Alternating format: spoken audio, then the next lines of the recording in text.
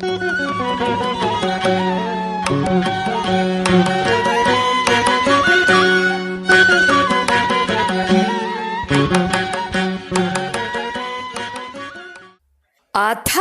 ಚತುರ್ಥೋಧ್ಯಾಯಃ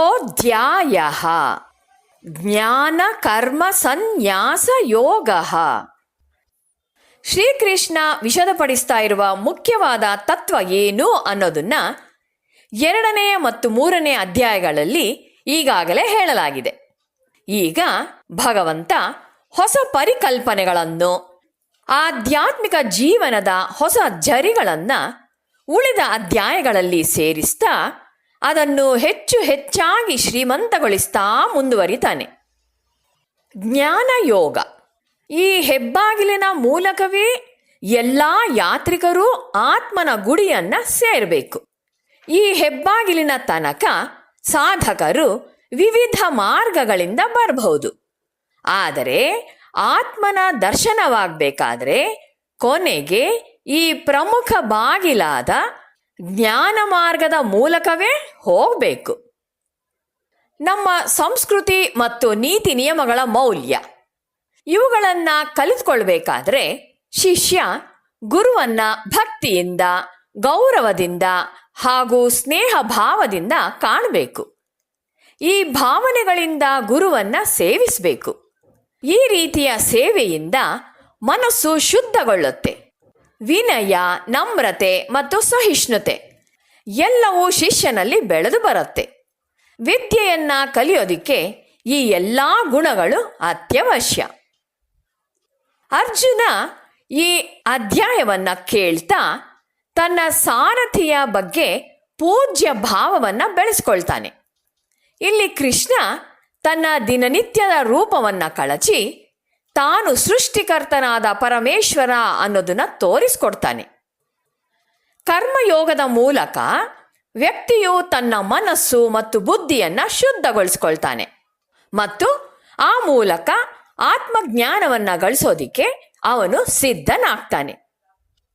ನಾವು ಮಾಡುವ ಕೆಲಸ ನಮ್ಮ ಇಷ್ಟಾರ್ಥ ಸಾಧನೆಗೋಸ್ಕರವೇ ಆದರೂ ಅದು ಯಜ್ಞವೆಂಬ, ಭಗವತ್ ಸೇವೆ ಎಂಬ ಭಾವನೆಯಿಂದ ಮಾಡಿದರೆ ನಮ್ಮ ಅಹಂಭಾವ ಅಣಗಿ ಜೀವ ಶುದ್ಧವಾಗತ್ತೆ. ಶುದ್ಧವಾದಂತೆಲ್ಲ ತತ್ವಗ್ರಹಣಕ್ಕೆ ಸಮರ್ಥವಾಗತ್ತೆ.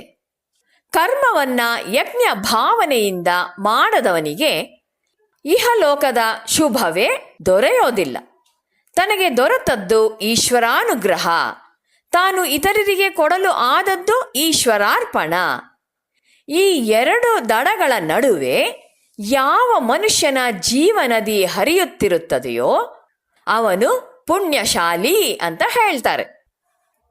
ಜ್ಞಾನ ಮಾರ್ಗವನ್ನ ಸೂಚಿಸುವ ಈ ಅಧ್ಯಾಯಕ್ಕೆ ಜ್ಞಾನ ಯೋಗವೆಂದು, ಕರ್ಮ ಬ್ರಹ್ಮಾರ್ಪಣ ಯೋಗವೆಂದು, ಪರಮಾತ್ಮನ ಅವತಾರ ರಹಸ್ಯವನ್ನ ಹೇಳೋದ್ರಿಂದ ಅವತಾರ ಯೋಗವೆಂದು, ಯಜ್ಞದ ವಿಧಿ ವಿಧಾನಗಳನ್ನ ತಿಳಿಸೋದ್ರಿಂದ ಯಜ್ಞ ರಹಸ್ಯ ಯೋಗವೆಂದು, ಕರ್ಮಗಳನ್ನು ಬ್ರಹ್ಮಾರ್ಪಣ ಮಾಡುವ ಕ್ರಮವನ್ನ ಹೇಳಿರೋದ್ರಿಂದ ಕರ್ಮ ಬ್ರಹ್ಮಾರ್ಪಣ ಯೋಗವೆಂದು ಅನೇಕ ಹೆಸರುಗಳಿವೆ.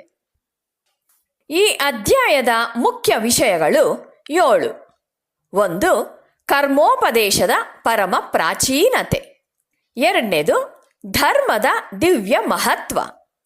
3ನೇದು ಧರ್ಮಕ್ಕಾಗಿ ಗುಣಕರ್ಮ ವಿಭಾಗ. 4ನೇದು ಕರ್ಮದಲ್ಲಿ ಅಕರ್ಮ.